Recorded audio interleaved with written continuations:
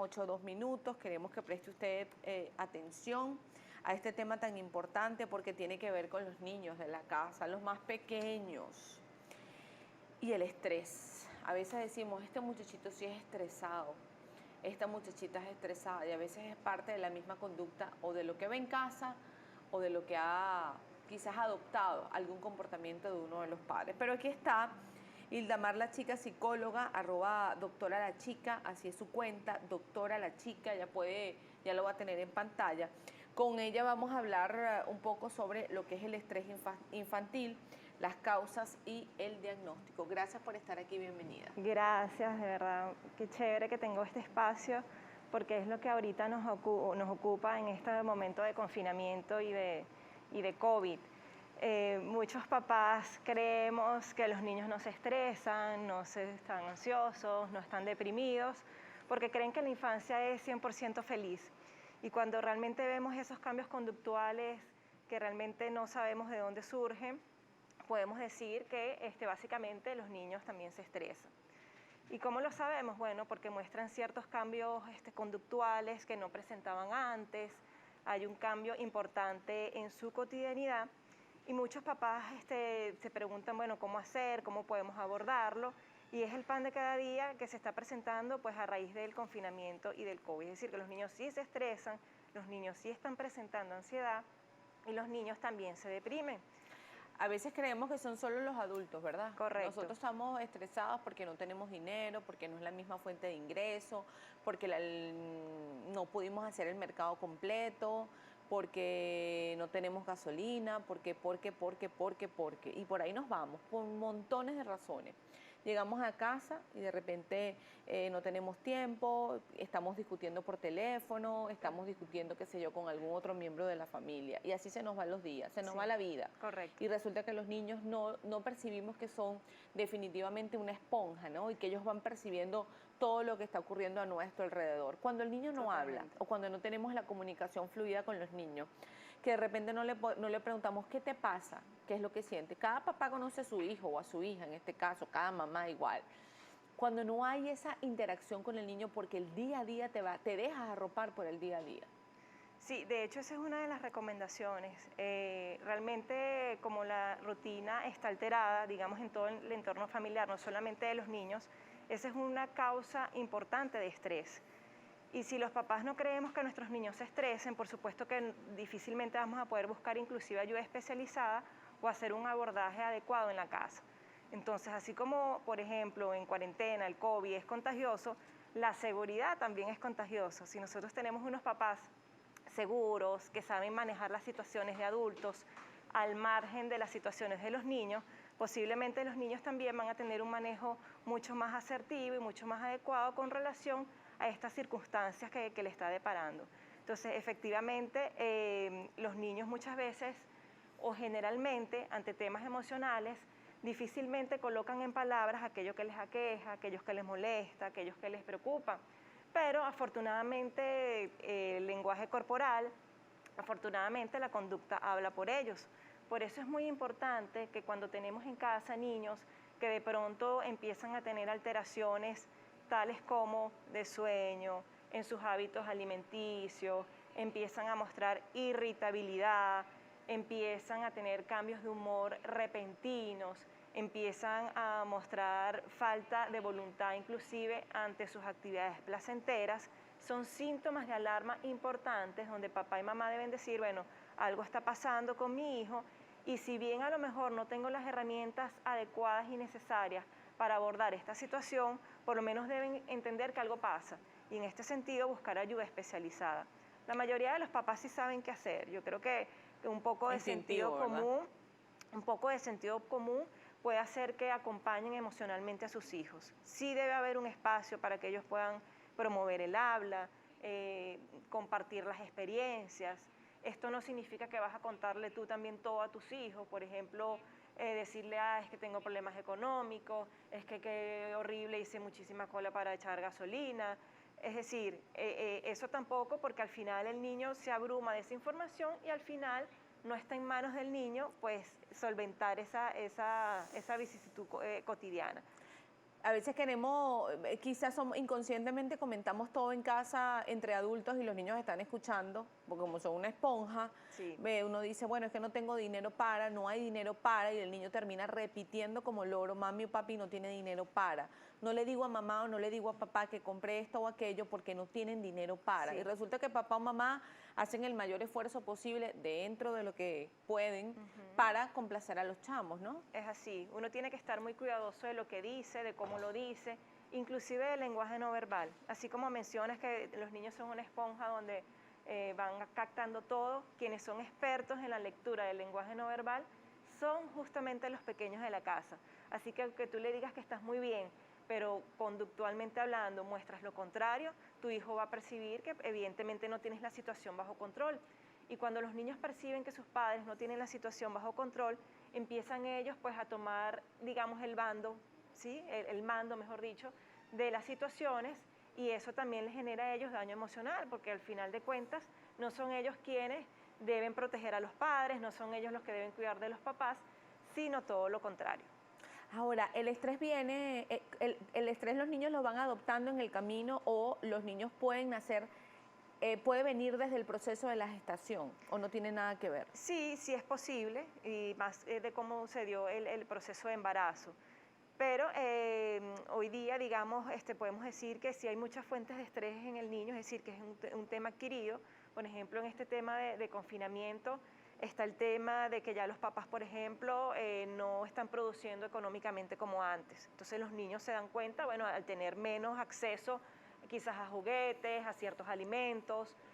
También esta situación de confinamiento y de COVID nos ha aproximado lamentablemente a lo que es la enfermedad, a lo que es la muerte. Entonces muchos niños no manejan ni siquiera el significado de la muerte. Cuando están muy chiquiticos piensan que la muerte es un proceso reversible, pero luego se dan cuenta cuando tienen familiares cercanos que inclusive han fallecido a raíz del COVID. Esa es una muestra clara o un indicio claro de que puede ser un detonante de estrés, porque están más cercanos a estos temas tan vitales, como son la vida, la muerte, la enfermedad, qué va a pasar de mí si mi papá se enferma o mi mamá se enferma de COVID.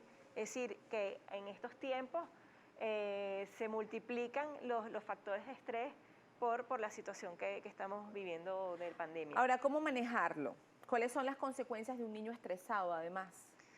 Un niño estresado difícilmente va a rendir, porque me refiero no solamente académicamente, sino inclusive con sus deberes y todo lo que implica, ¿no?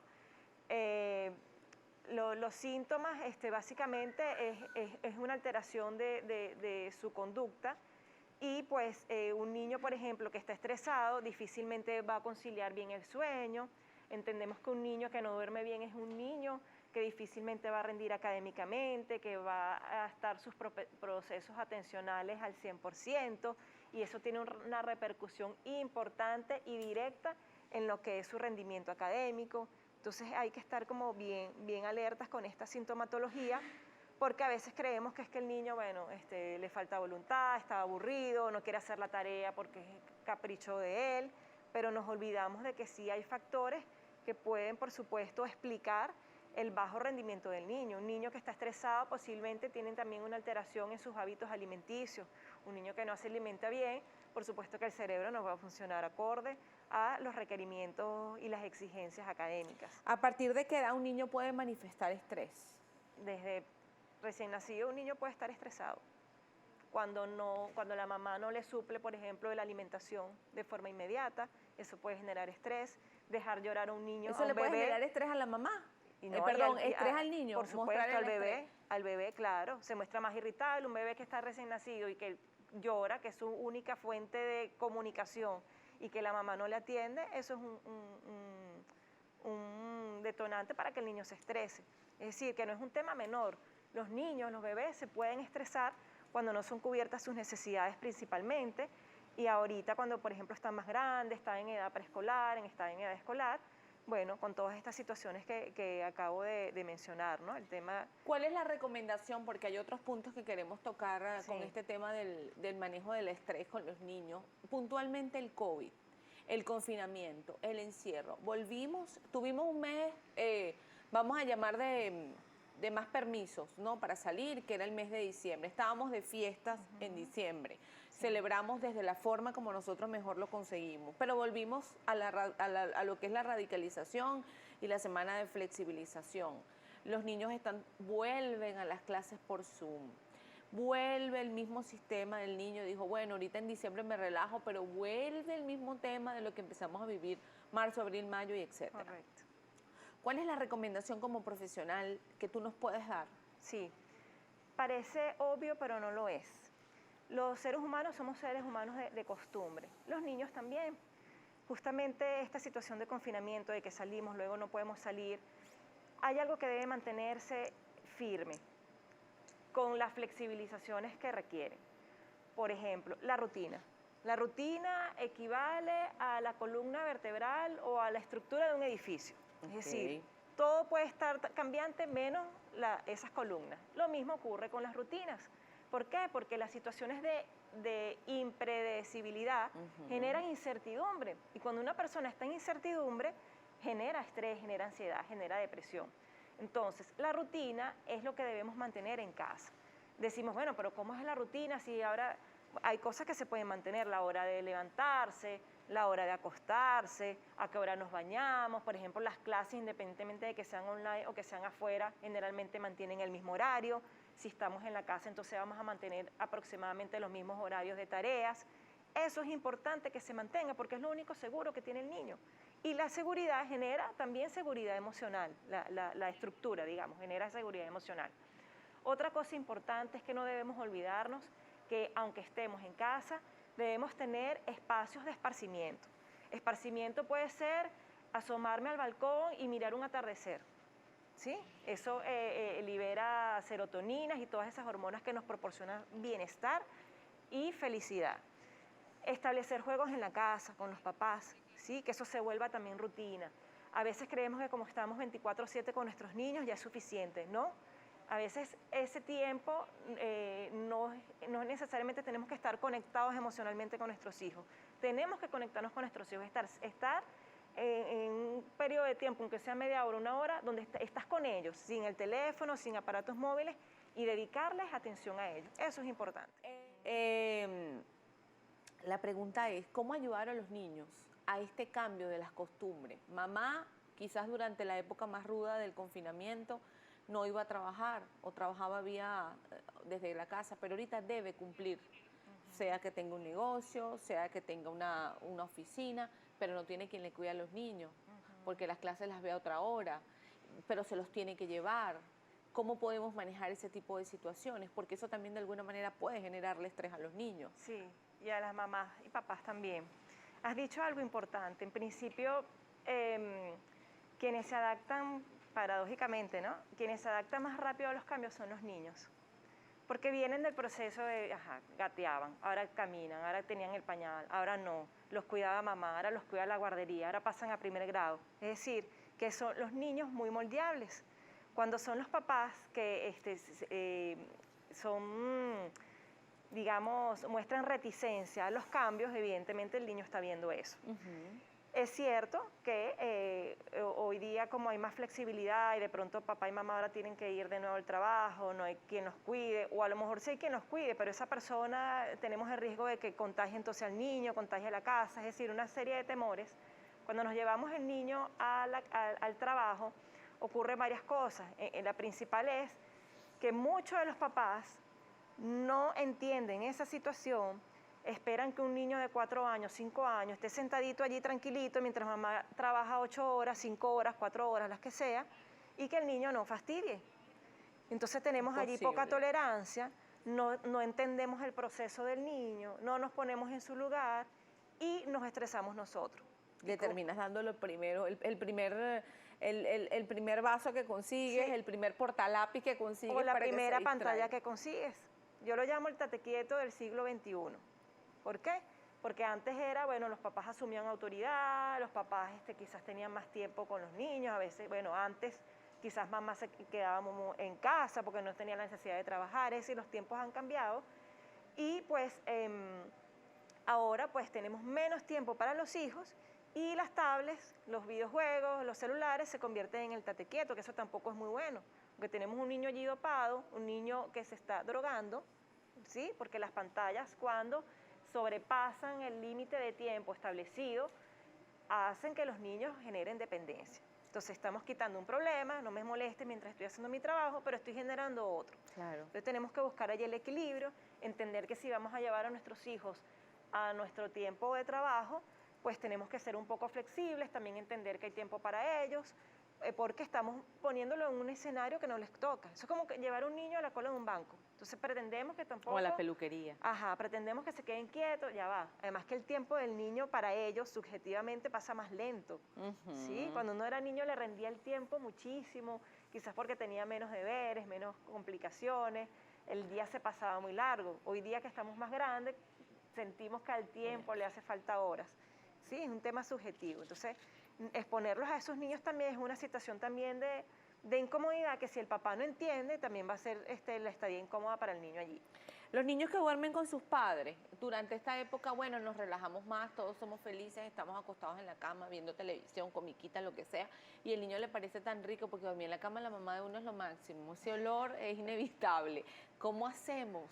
¿Qué pasa?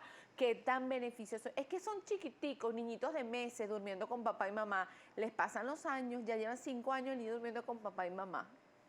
Bueno, yo he sido muy clara en todo este tiempo y quienes me siguen por las redes sociales saben muy bien cuál es mi postura con relación a dormir con los hijos. Y no solamente mi postura, sino lo que veo diariamente en la consulta. Los hijos que duermen prolongadamente con papá y mamá tienden a generar otro tipo de problemas. Por ejemplo. Bueno, cuando tú colocas al niño en tu cama, nosotros como seres humanos somos seres de símbolos. ¿Sí? Si tú tienes tu anillo de matrimonio, independientemente de lo que cueste, tú sabes que ese anillo representa el amor, la fidelidad, el compromiso. Si te lo roban, bueno, a llorar para el valle porque todo lo que genera. Sí, claro. La cama, más allá de ser un encuentro sexual entre papá y mamá, nos indica que hay una simetría en la casa y que debe ser así. Las familias, para que sean funcionales, deben ser asimétricas. Papá y mamá están en una posición distinta, emocionalmente hablando, de la de los hijos. Los papás están para proteger, para guiar, para cuidar, para reforzar, para establecer consecuencias al mal comportamiento. Los hijos están para obedecer, para ser cuidados, para sentirse protegidos. Si desde lo físico no establecemos esas diferenciaciones, más difícil el niño va a introyectar esa norma y ese modo de funcionamiento. Por tanto, cuando nosotros metemos a los hijos en la cama, le estamos diciendo que es un par nuestro, que es nuestro socio, que es nuestro allegado, independientemente de que seamos mamás solteras, no tiene nada que ver. Entonces, si nosotros en este tiempo de COVID, el niño ya tenía una situación de independencia y lo volvemos a meter en la cama, ¿sí? Posiblemente eso a nivel conductual vamos a observar que el niño allí va a tener, se va a sentir quizás como más empoderado y más a la par de mamá y posiblemente vaya a tener más dificultad para el seguimiento de normas e instrucciones. Hay preguntas, hay preguntas que hace la audiencia a esta hora. Dice, ¿cómo ayudarlos a bajar el estrés por las tareas en casa? Buena pregunta. Bueno, porque tienen que hacer las tareas igual. Sí, y además hay una queja frecuente que es que pareciera que se sienten que tienen más tareas estando en casa que si fuesen al colegio. Quizás los papás o las mamás nunca estuvieron tan atentos de todo lo que hace una educadora, una maestra, un maestro, ¿no? Sí, es una buena situación para entonces empatizar con el personal docente y educativo. He escuchado mujeres que dicen, yo no soy maestra, yo no estudié para maestra, no tengo el tiempo. Mujeres que trabajan, pero los niños tienen que hacer la tarea, tienes que supervisarlo. Es difícil también, tanto para papá como para mamá, como para los niños, la maestra inclusive. Y hay que distinguir algo. El hecho de que los niños estén asistiendo a clases, bueno, de forma virtual, no significa que los padres son los docentes. El docente sigue estando en pantalla, el docente sigue dando directrices, el docente sigue dando instrucciones y sigue dando contenido académico. El deber de los padres desde siempre, solo que evidentemente ahorita se hace más notorio, es la de supervisar hasta cierta edad. A partir de un niño que está en sexto grado aproximadamente, 11, 12 años, no requiere estar allí en constante permanencia papá y mamá al lado. Eso no debe ocurrir a estas edades altas, ¿no? Hay una pregunta, una de las tantas preguntas que envían a través de nuestra cuenta @entrenoticiasb. Recuerde que en la historia hay una pregunta que hicimos, ¿cuál sería su pregunta a nuestra entrevistada con respecto al tema psicológico de los niños? Porque a algunos bebés les desagrada bañarse. Mira qué pregunta tan interesante. Bueno, había que preguntárselo al niño o al bebé, pero no sé, chequear si está bien la temperatura, qué sé yo, pero es un hábito que tiene que construirse. Y aunque nos guste o no, si lo creamos como hábito, las personas lo hacen. Tengo una bebé de 3 años que a veces se toca mucho en sus partes íntimas. ¿Hasta qué punto es normal? Te preguntan. ¿Qué edad tiene? 3 años. Bueno, eso puede ser una manifestación de estrés y ansiedad. ¿Sí? Hay que ver si los tocamientos son como conducta compensatoria de estrés o como conducta exploratoria. Es decir, los niños se tocan por dos cosas. La primera, porque evidentemente sienten placer, así como si se tocaran la mano, el cabello, el cuello, los genitales también forman parte de una fuente de placer. No como la del adulto, ¿sí? Sino como fase exploratoria del niño, que es natural. Si esto es reiterativo, es recurrente, sí es bueno empezar a buscar ayuda especializada, porque también se ha conseguido que los niños que están ansiosos, que están abrumados, que están estresados, consiguen como distensión tocarse sus partes. Entonces allí el manejo tiene que ser bien profesional. Los papás pueden empezar a observar ante qué situaciones lo hace el niño y con eso anticiparse y poner al niño a hacer otra cosa. Un ejemplo, si generalmente después del almuerzo el niño empieza a tener esta conducta exploratoria, la mamá ya puede anticiparse y después del almuerzo poner al niño a jugar o a distraerlo con otra cosa. ¿A qué se debe que los niños manipulan a los padres? Te preguntan. Bueno, la manipulación es un síntoma importante de inteligencia de todo ser humano. Y los niños manipulan porque evidentemente consiguen algo con eso. Lo importante es conseguirse con unos papás bien amurallados que no permitan que eso ocurra. O sea, un niño, por ejemplo, con un berrinche puede manipular a un papá o una mamá para que le compre un helado, una chupeta.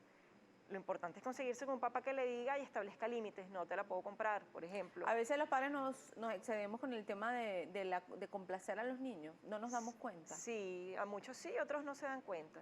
Y eso también viene dado por la falta de tiempo que le dedicamos, sentimiento de culpa por no tener el tiempo suficiente, porque a lo mejor fue un niño muy deseado y fue muy sobreprotegido, y eso también causa un daño importante en el niño. Otra pregunta que te hacen a través de nuestra cuenta, ¿cómo influye, si es que influye, la ausencia de uno de los padres? Por ejemplo, un padre que viaja, que va y viene, ¿le influye en el crecimiento, en el desarrollo del niño en sus primeros años? ¿O no necesariamente? ¿O cuál es la recomendación para que ese papá o esa mamá que no está, porque viaja mucho, recupere el tiempo? Claro. Bueno, evidentemente que un papá intermitente siempre va a hacer falta y siempre va a generar ciertas secuelas en el desarrollo del niño, pues no lo va a ver desarrollarse y va a perderse de ciertos momentos. La idea no es que tampoco se sienta culpable, bueno, si forma parte de su dinámica, pero hay otras formas para compensar eso, las videollamadas, el contacto, el cibercontacto que pueda tener con el niño. Y que esto no suponga que entonces va a tener conductas compensatorias como querer el papá o mamá proporcionarle, dar. Porque también eso ha pasado, ¿no? Es lo que me he conseguido en la consulta, que papás que están ausentes, bien sea por esto que menciona, empiezan a ser muy complacientes, empiezan a ser más laxos con los límites, y no debemos olvidarnos que poner límites también es un acto de amor. Cuando tú le pones límites a tus hijos, significa que estás pendiente de ellos, que le estás indicando qué es lo bueno y qué es lo malo. Es decir, eso también forma parte de ser papá y mamá. Aunque duela. Aunque duele, aunque te digan eres una bruja y eres mala y no te quiero. A veces los niños dicen, a veces te dicen, quieren algo y tú le dices, díselo a tu papá, pídeselo a tu papá. Porque la mamá no quiere quedar como la mala de la película. Terrible. Y papá dice, pídeselo a tu mamá. Y entonces le digo, bueno, entonces... No, entonces, terrible. Usualmente, y quizás hace inconscientemente, cuando hay una familia establecida, uno de los dos termina siendo el bueno, o papá me permite más, mamá me permite menos, como que a mamá no le digo esto, pero a papá sí se lo digo. Eso es inteligencia, ¿no? Y manipulación. Está bien que lo haga el niño. ¿Qué debe conseguirse el niño? Realmente unos papás que trabajen en equipo, que no cedan la autoridad. Si yo le digo a mi niño, bueno, pregúntale a tu mamá, significa que yo no puedo tomar la decisión y que tampoco quiero asumir el rol de papá o de mamá. Entonces, si no estoy muy clara en cuál es la respuesta que le doy a mi hijo, le puedo decir, ya va, dame un chance, lo consulto y te decimos. Pero que el niño siempre debe ver que los papás trabajan en equipo y cónsonos, Porque independientemente de que estén casados o separados. Porque también si no sabe el niño qué va a pedir y a cuál de los dos le va a pedir, Eso ¿no? es inteligencia. Eso es inteligencia. Claro.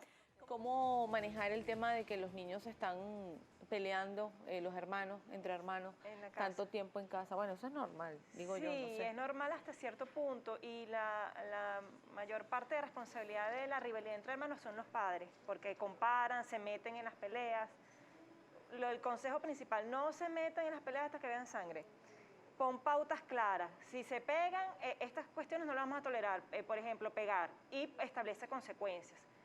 Y que tú veas, porque a veces uno chismea al otro, me pegó, pero resulta que el otro fue el que comenzó. Entonces, cuando tú tomas posición, eso hace que se acreciente la rivalidad. Los hermanos es justamente para ellos que sean cómplices, resuelvan sus problemas, con los hermanos aprendes a solucionar problemas, a cooperar, a establecer acuerdos, y cuando nosotros nos metemos estamos extinguiendo esa posibilidad. Doctora, si ya los niños están en cama de papá y mamá, ¿cómo los sacamos? Te preguntan. Bueno, ya, sáquenlo para ayer. Yo siempre sugiero que lo hagan por aproximaciones sucesivas. Por ejemplo, si tu niño está muy temeroso, generalmente son niños muy temerosos, empiezas por sacarlo de la cama y lo pones en una cama adosada a la tuya dentro del mismo cuarto. Una semana así. Cuando tú veas que el niño ya se adaptó, vas distanciando la cama hasta que llega un momento en que lo pasas para su otro cuarto. Lo pueden hacer de esa manera y funciona chévere. Bueno, dice, mi bebé tiene 13 meses y aún duerme conmigo. ¿Qué daño le hace? Bueno, ya lo habías dicho, ¿no?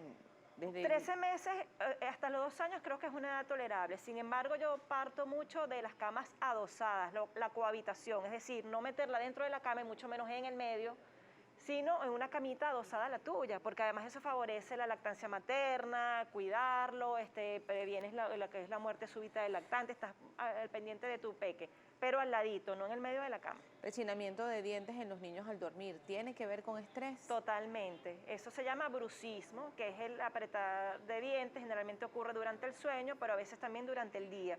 Y es un síntoma claro de estrés. Sin ánimos de herir susceptibilidades a las abuelas. El tema de la abuela, consiente demasiado el niño. Al niño le encanta estar en casa de la abuela, pero cuando va a su casa empiezan las normas, porque en casa de la abuela no hay norma. O mamás o papás que tienen que dejar a los niños en casa de las abuelas para que los cuiden. ¿Cuál es la recomendación que puedes darle, en este caso a las abuelas y a uno, que bueno, que le pide el favor a la mamá o al papá que por favor le cuide al niño? Sí. Bueno, yo creo que primero es importante enaltecer la labor que tienen los abuelos hoy día. Creo que sin ellos muchas cosas de la dinámica en la familia, como los papás trabajar, quizás no se pueden dar. Es decir, que en principio agradecerles por el apoyo que nos dan. Apoyo significa no sabotear la crianza de los padres. Los abuelos no son los segundos papás. Quienes ponen normas, quienes establecen límites, efectivamente son los papás, independientemente de que lo hagan bien o mal. Los abuelos están para apoyar eso que determinó papá y mamá, a menos que usted vea claramente que hay una situación específica de maltrato, qué sé yo.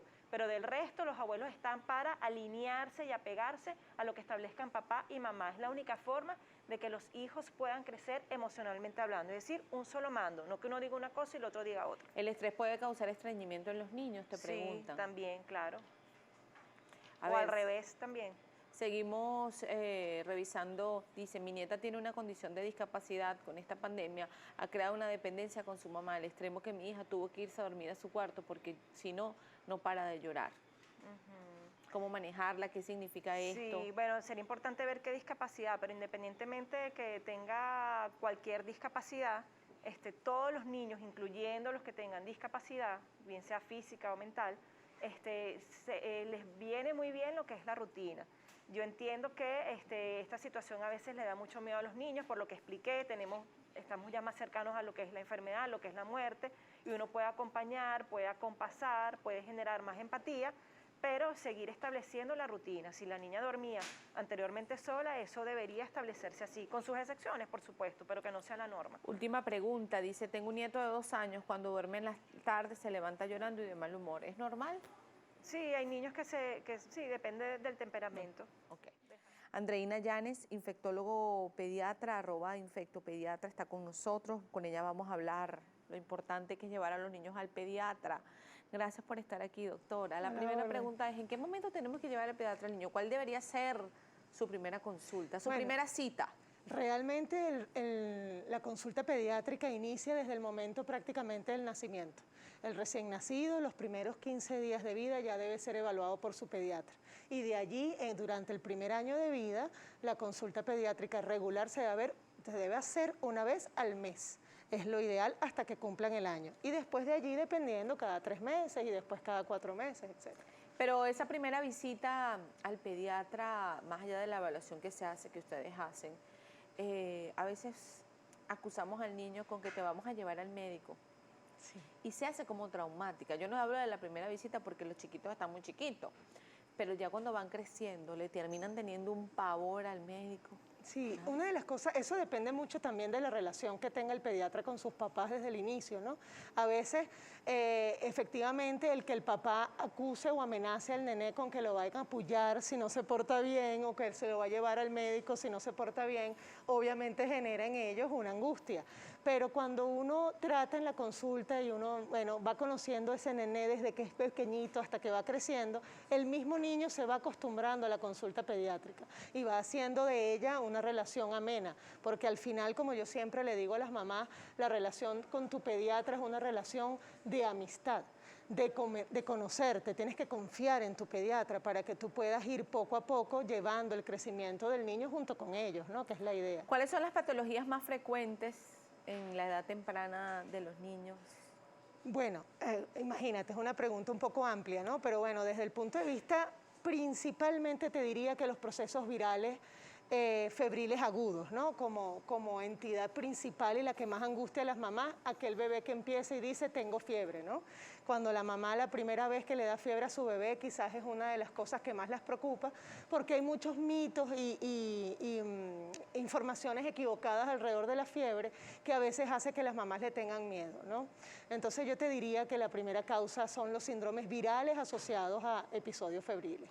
Pero dan de repente, a veces el niño hasta ayer estuvo chévere, pero amaneció con fiebre. Claro, porque recordemos que los procesos infecciosos, el que sea viral o bacteriano, siempre tiene un periodo de incubación, es un tiempo donde el paciente no tiene síntomas, pero el virus o el proceso infeccioso ya está generando cambios en el organismo y de repente ahorita yo estaba perfecto y a las horas o mañana en la mañana amanecí con fiebre, porque ya el cuerpo comienza a hacer la respuesta hacia ese proceso. ¿Cuáles son los síntomas? Por ejemplo, vacunas puntuales que le generan a los niños algún efecto, ¿no? Efecto circunstancial. Sí, los procesos, las vacunas efectivamente hay algunas en particular que pueden generar efectos secundarios. Dentro de los efectos secundarios vacunales, la fiebre es una causa muy frecuente, pero no todas las vacunas generan fiebre tampoco. Hay algunas muy puntuales que lo pueden hacer, por ejemplo, la vacuna pentavalente, que es una vacuna que se coloca a los 2, 4 y 6 meses de edad, con un refuerzo a los 18 meses, pudiese generar episodios febriles secundarios a la colocación de la vacuna. A veces es cierto que cuando los niños están empezando a mostrar sus primeros dientes, también generan algún tipo de reacción. La erupción dentaria se ha visto relacionada a episodios de febrícula quizás, ¿no? Que es una elevación de la temperatura muy sutil que no llega a catalogarse como fiebre y que pudiese ser en el momento del brote o la erupción. Pero yo siempre, y es importante aclararle a las mamás, que si el nene tiene episodios febriles que duren más de 48, 72 horas, eso muy probablemente no tenga relación con la erupción dentaria, sino que tenga ya relación con algún otro proceso que lo está afectando desde el punto de vista infeccioso. Usualmente los niños cuando están pequeños, usualmente, y por favor corrígeme, empiezan a presentar, por ejemplo, lechina, sarampión, ese tipo de manifestaciones, de patologías, de virus. Sí, las eruptivas de la infancia, que así las llamamos nosotros, que son aquellas enfermedades infecciosas que cursan con exantema o cambios en la piel. Bueno, muchas de ellas, gracias a Dios, ya son prevenibles por vacunas y es importante recordar siempre esto porque hay papás que a veces de repente le quitan importancia o le restan importancia a algunas vacunas y estas enfermedades son prevenibles, pero sí, tú pudieses ver en el transcurso del primer año de edad la presentación de algunas de estas enfermedades. Como por ejemplo el sarampión, aunque es bien importante aclarar que el sarampión, por ser una enfermedad eruptiva que tiene vacunación, es una enfermedad que prácticamente ya no se ve, ¿sí?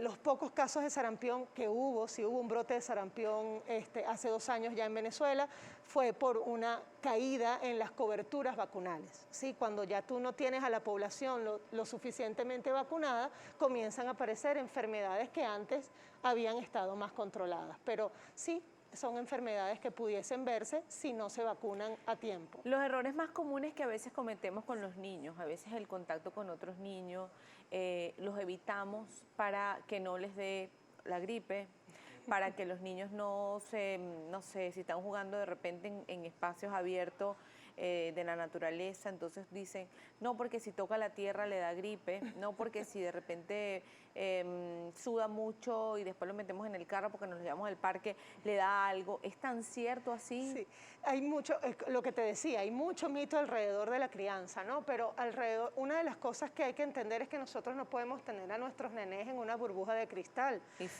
Al contrario, el sistema inmunológico amerita y necesita contacto con todas aquellas cosas que pudieran tarde o temprano generar procesos alérgicos, procesos infecciosos que van a permitir que ellos vayan desarrollando poco a poco las defensas contra esas enfermedades. Entonces, claro, si tú de repente, un nené que nunca está en contacto con nadie porque lo tienen aislado de otro niño, en el momento en el cual tenga el contacto con alguna otra persona, con otro niño que de repente tenga un proceso viral, inmediatamente se va a enfermar porque no ha tenido contacto y no ha desarrollado anticuerpos. Entonces, como diríamos, ni tan calvo ni con 2 pelucas, o sea, ni tanto ni tampoco. Muy, ni tan Creo que todo es cuestión de balance al final, ¿no?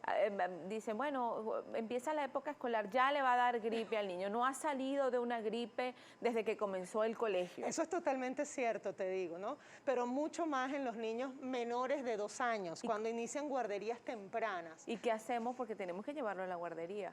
¿Qué hacemos? La recomendación es garantizar, 1, esquema de vacunación completo, 2, garantizar buena alimentación, porque al final la alimentación es lo que va a generar junto con el esquema de vacunación un sistema inmunológico lo suficientemente robusto para garantizar que el niño se enferme lo menos posible y nada, y cuidarlo y mantenerlo. Y bueno, si tiene algún signo o se enferma, pues llevarlo a su pediatra para que lo ataque a tiempo. Hay una pregunta que te van haciendo que ya vamos a ir respondiendo. Llamar al pediatra para que lo ataque a tiempo, llamar al pediatra para que vea esta patología a tiempo. O somos en unas mamás excesivas en llamar a los médicos, al pediatra, o somos una mamá doctor Google.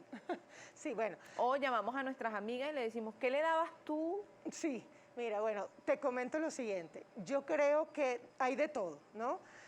Las mamás deben aprender que el pediatra es un amigo y una guía que va a tener al lado para garantizar lo mejor posible la salud de su hijo. Uno va entrenando a medida que va avanzando en el conocer y en la crianza junto con la mamá de ese bebé, les vamos enseñando cuáles son las patologías que realmente son emergencia, cuándo es el momento en el cual tú debes acudir inmediatamente al pediatra o cuándo a través de repente de una llamada telefónica el pediatra puede asesorar para evitar de repente inclusive una salida corriendo en una madrugada por algo que de repente no tenga que salir corriendo, ¿no?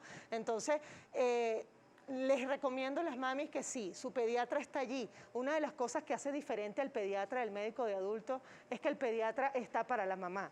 Y nosotros sabemos que tenemos que tener nuestro teléfono 24/7 para que cuando una mamá llame, a lo mejor al principio es una primeriza y llama por algo que no es una urgencia, pero tú puedes orientarla y ayudarla y ella va a ir aprendiendo en el camino.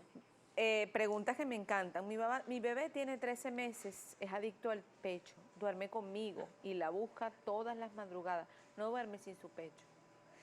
Bueno, la adicción al pecho no existe, ¿no? Sino que, bueno, el niño realmente, pues, que cree una dependencia hacia la lactancia materna. Sin embargo, a esa edad, con 13 meses, es total y absolutamente normal que el bebé todavía tenga apego a su pecho. Sin embargo, hay cosas que podemos hacer para tratar de ir mejorando la calidad de vida de la madre, ¿no? Y una de las cosas que uno puede recomendar que puede serse así o no, es, bueno, la separación de madre y bebé de la cama. Aunque el colecho materno es algo que se llama así cuando el bebé duerme con la mamá, pues realmente va a depender de lo que quiera la mamá. El niño puede permanecer acostadito con su mamá hasta que el nené cumpla 2 años o un poquito más, o inclusive desde pequeñito estar separado. Pero ahí lo que tiene que hacer es trabajar un poquito más el apego del bebé, de hacerlo dormir aparte. Hace rato entrevistábamos a una psicólogo, hablábamos de los niños que duermen con los padres.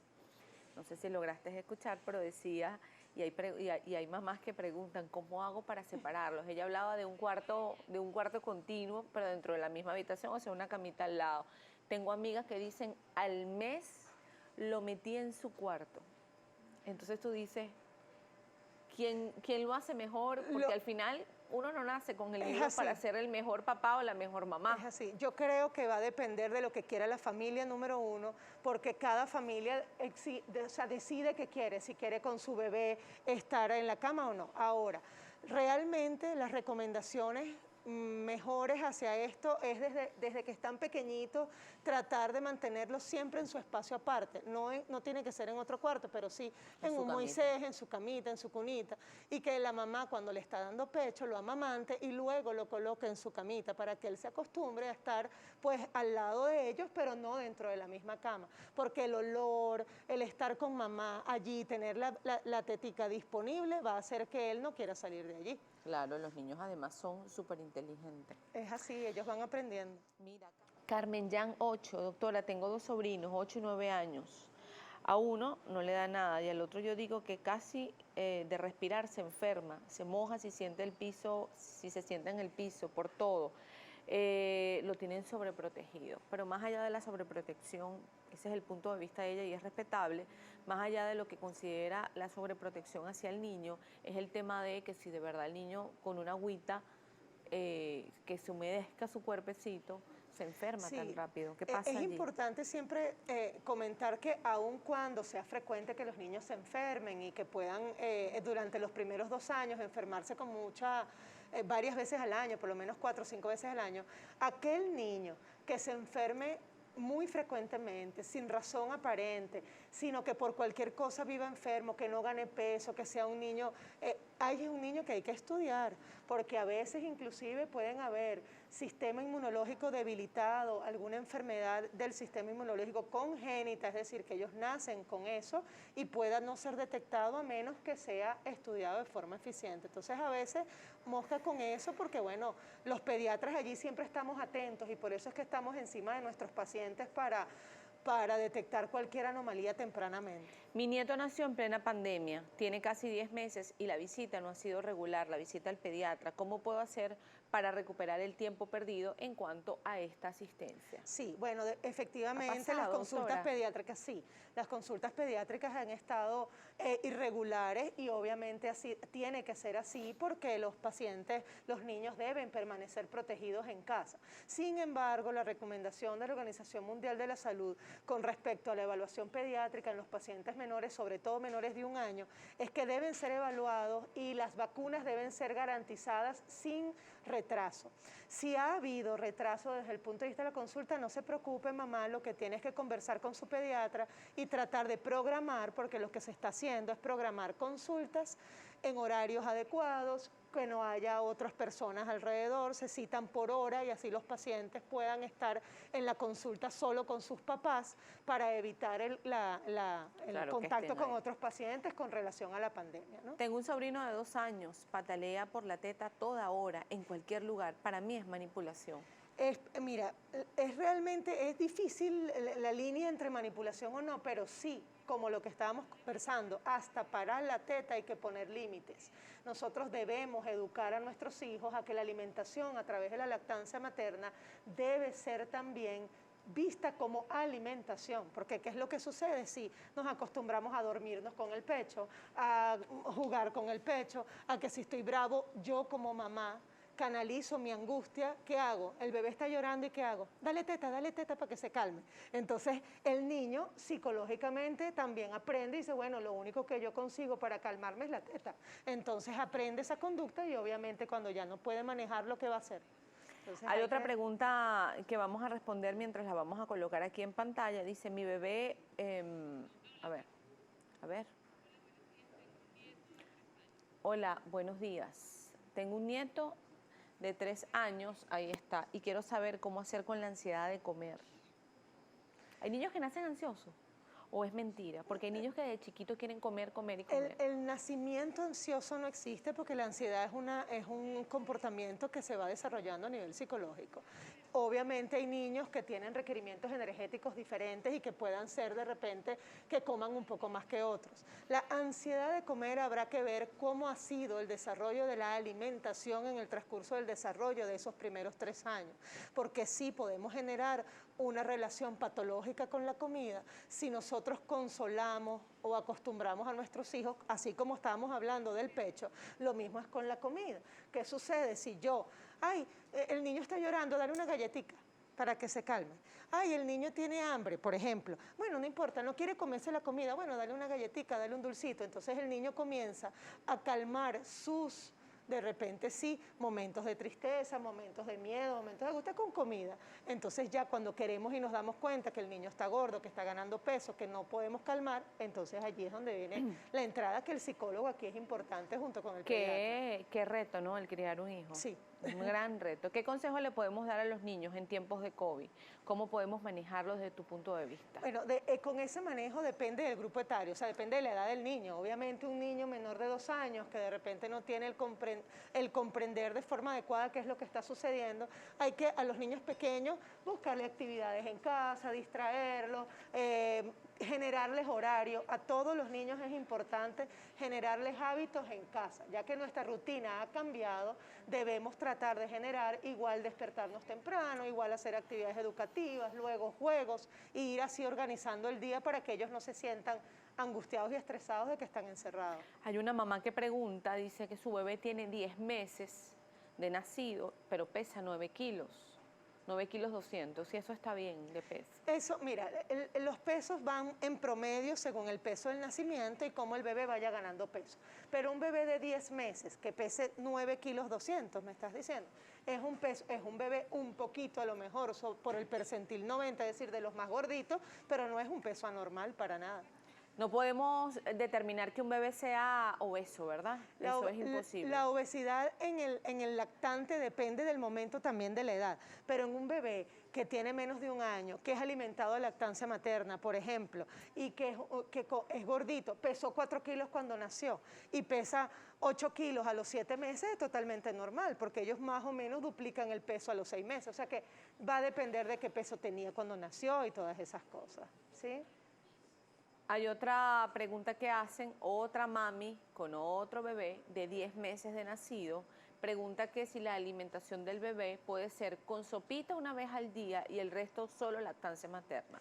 Ya con 10 meses de edad es un bebé que debería tener un requerimiento energético mayor y ya debería, por la introducción de los alimentos que inicia desde los 6 meses aproximadamente, ya con 10 meses un bebé que debe comer desayuno, almuerzo, cena, tener sus meriendas ya de fruta y asociarle a eso la lactancia, o sea, y mantener obviamente la lactancia materna. Preguntan si todas las diarreas hay que tratarlas con antibiótico. No.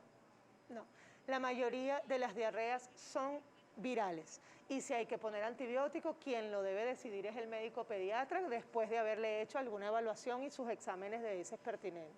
Hay otra pregunta que hacen, hoy leí, a ver, ya la tenemos ahí en pantalla, leí que los niños menores a 3 años no pueden comer cotufas por riesgo de asfixia. Depende del desarrollo mecánico de ese niño, ¿ok? Pero realmente todo alimento que genere, o sea, pequeño, que pueda generar algún ahogamiento, lo que debe ser es supervisado por los papás y enseñarle a cómo lo debe masticar. Pero aquí hay una otra pregunta que te hacen, ¿la nueva cepa de COVID es cierto que es más infecciosa en los niños? Realmente no hay todavía evidencia que diga que es más infecciosa en los niños. Lo importante es saber que los niños sí se enferman por COVID. Los niños pueden complicarse por COVID, sí, pero no es lo más frecuente. Gracias a Dios, dentro del punto de vista de la edad, los niños son los que menos gravedad presentan en el camino, pero lo pueden presentar y hay que estar alerta. ¿Cuál vitamina recomienda para niños de 2 años y 5 años? Mira, realmente yo como pediatra recomiendo muy pocas vitaminas, ¿ok? Porque una de las cosas que hay que entender es que la vitamina jamás va a sustituir un alimento, una alimentación nutritiva. Si tú en tu alimentación garantizas que él coma verduras, frutas, hortalizas y vegetales de forma adecuada, no vas a necesitar ni siquiera darle vitaminas a tu bebé. Todo está en la alimentación. ¿El rechinamiento de los niños de los dientes de los niños al dormir tiene que ver con estrés? Sí, es correcto. Una de las cosas, hay un mito alrededor del trillado de los dientes que habla de que los niños tienen lombrices o que tienen parásitos, ¿no? Y realmente eso no es cierto. El trillar de los dientes está más relacionado con ansiedad, estrés o inclusive niños muy hiperactivos, que están todo el día muy activos y en la noche el trillar de los dientes es como para drenar toda esa energía que tuvieron durante el día. Tengo el tema de la lactancia materna. Bueno, con la lactancia materna, realmente la recomendación nutricional de la Organización Mundial de la Salud sigue siendo mantener la lactancia hasta los 2 años al menos, ¿ok? Sin embargo, efectivamente va a depender de cada hogar, de cada mamá, de lo que la mamá desee y lo que el niño y la mamá tengan en relación a esto. Sin embargo, hay mamás que me preguntan, doctora, ya el bebé tiene 1 año y yo no quiero dar más teta, ¿cómo hago? Entonces, en esos casos, bueno, va a depender, no es fácil, ni para el pediatra tampoco, ayudar a la mamá al destete del bebé, porque hay bebés que están muy apegados a su pecho y ellos necesitan también sus tiempos para poder madurar eso. Mucho de lo que yo les recomiendo es que ya cuando el bebé es mayor de 1 año le den prioridad a la comida, siempre dar la comida primero, involucrarlo en la dieta familiar, que él coma como un niño grande en la casa, porque él se va involucrando más con las actividades de los niños más grandes y la teta va pasando a un segundo plano. Obviamente es más difícil quitar sobre todo la lactancia nocturna, que es cuando ellos están acostumbrados a dormirse con mamá, en el pechito. Entonces allí, bueno, poco a poco, al principio yo les recomiendo que vayan destetando en el día, que vayan tratando poco a poco de calmarlo con otras cosas, que lo distraigan, lo pongan a jugar, etcétera, porque a veces es ansiedad y no es hambre como tal, ¿no?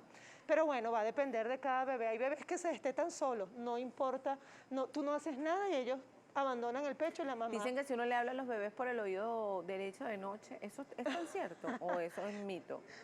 Realmente no lo sabe. No. O sea, bueno, no, hay teorías, no lo sé. No es algo que esté realmente científicamente verificado. Comprobado. Mira, Raiza Mendoza escribe que tiene un niño con síndrome nefrótico y tiene 5 años, toma tratamiento y en esta pandemia nos indican que debemos llevarlos al colegio. Esto me estresa. Claro, obviamente el síndrome nefrótico es una enfermedad que genera un estado de inmunosupresión, es decir, tienen la inmunidad muy disminuida y es un niño que obviamente con esa condición generarle un riesgo adicional llevándolo al colegio con una pandemia es un poco complicado. En este caso la mamá debe estudiar junto con su colegio, si llegase a ser así, pues la forma de cómo ella va a garantizar la seguridad de la salud de su hijo. ¿Qué hacer con los niños con las chucherías? Ay, tan ricas que son. Las chucherías son muy ricas, pero las chucherías no son buenas. Tenemos que entender como papás también que las chucherías, aunque nos guste y aunque nos encante complacer a nuestros hijos, hay otros alimentos que pueden ayudarnos a calmar de repente la necesidad de comernos algo dulcito. Una fruta bien sabrosa, un heladito de fruta, una panquequita nutritiva acompañada de una fruta.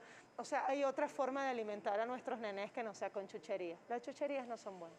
Hola, buenas, doctora. ¿Las vitaminas dan hambre o es solo un mito? Te preguntan. Es solo un mito. Las vitaminas no aumentan el apetito. Dice Ivonagui 2007, soy mamá primeriza, quiero saber si un niño de 4 tiene fiebre de 38, es recomendable llevarlo al médico inmediatamente o llevarlo el tercer día de la fiebre. Gracias. Sí, realmente va a depender de las características de la fiebre, de la edad del bebé y si tiene algún síntoma asociado o no, pero generalmente las primeras 24 horas de fiebre, si no hay ninguna otra cosa, lo que nosotros recomendamos siempre es observar, ver cómo se comporta la fiebre, darle medicamentos para bajar la fiebre, o sea, antipiréticos, y bueno, y vamos controlando desde el punto de vista telefónico cómo va el bebé. Si vemos nosotros como pediatras que hay algún signo de alarma en ese bebé, nosotros mismos les vamos a decir que acudan inmediatamente por la emergencia o en la consulta con el pediatra.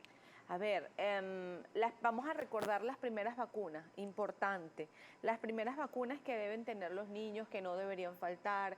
Entendemos que hay unas vacunas que dependen mucho del Estado, pero también entiendo que se pueden adquirir, en este caso, Sí, de forma privada, para que lo aclares tú, por Sí, favor. el esquema de vacunación vamos a hablar de él, lo que es el esquema de vacunación inicial de 0 meses hasta los 5 años. Lo ideal es las primeras vacunas, como me las están preguntando, hay vacunas de recién nacido, que la inicial en este caso es la vacuna BCG, que es la que previene contra las formas graves de tuberculosis. Posterior a la vacuna de recién nacido, que se coloca, como su nombre lo dice, en los primeros días del nacimiento del bebé, comienza el esquema de vacunación que inicia a los 2 meses de edad. Se coloca vacunas 2, 4 y 6 meses de edad. Ese esquema de vacunación hasta los 6 meses incluye vacuna pentavalente, vacuna polio, la vacuna neumococo y rotavirus. De estas vacunas, posteriormente, bueno, hay otras, a los 9 meses meningococo, al año las vacunas trivalente viral, fiebre amarilla, hepatitis y varicela, en fin, hay y refuerzos luego a los 18 meses. Con esto es importante saber, primero, sí, hay vacunas que coloca el Estado, que están disponibles en los centros de salud públicos, pero hay otras vacunas que lamentablemente no, que los esquemas de vacunación a nivel mundial ya las incluyen desde hace muchos años, pero nosotros no las tenemos. En este momento, si la vacuna no la tiene el Estado, pues el padre debe, con el pediatra, tratar de canalizar para conseguirlas pues, a través de él. ¿Cómo determinar que un bebé, un niño, pues tiene parásitos intestinales? Esa es una pregunta o una preocupación, o dicen, ese bebé tiene una barriga con parásitos. Sí, sí, hay mucho, bueno, alrededor, dentro del manejo de las parasitosis intestinales, una de las cosas que siempre las mamás refieren es que el niño está barrigón, debe tener lombrices, ¿no? O si hay un signo clínico, por ejemplo, que es cuando les pica el traserito de noche.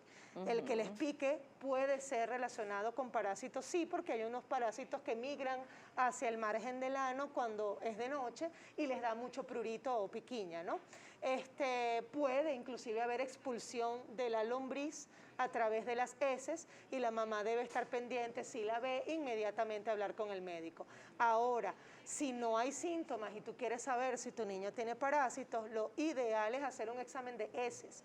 Y ese examen de heces debería ser un examen de heces seriado, es decir, uno toma 3 muestras de 3 días diferentes, de 3 días seguidos, para ver si en alguno de esas muestras aparecen los huevitos del parásito. Y allí es cuando el pediatra va a poner tratamiento. Te mandan saludos, feliz día también. Gracias. Bueno, por cierto, feliz día también. Gracias. Dice, porque esta semana fue la semana, o puntualmente hubo el día que... El 20 de enero. El 20 de enero, día miércoles, día del pediatra. Y vaya trabajo que tienen ustedes, inmensa responsabilidad. Torres B. Mercedes, buen día. ¿Es normal que mi bebé tenga 20 meses y no le gusta tomar sopa con cuchara, solo con tetero? Eso no es normal, eso fue porque probablemente le enseñamos a comer así y eso hay que cambiarlo rápidamente porque está ocasionando un trastorno de la alimentación y de la musculatura, inclusive y de eglución del bebé. Mercedes P., para finalizar las preguntas, ¿hasta qué edad un niño debe visitar al pediatra? Mi hija tiene 14 años y aún visitamos a su pediatra. La verdad, ambas adoramos a ese ser maravilloso como su pediatra. No, realmente la formación pediátrica va hasta los 18 años de edad. Es decir, hay pediatras que ven solamente, porque hay una diferencia importante entre la edad escolar y los adolescentes. Entonces, no todos los pediatras ven adolescentes, por eso es que hay algunos que solamente ven hasta los 12, 13 o 14 años, pero realmente el pediatra puede ver al paciente hasta los 18 años de edad.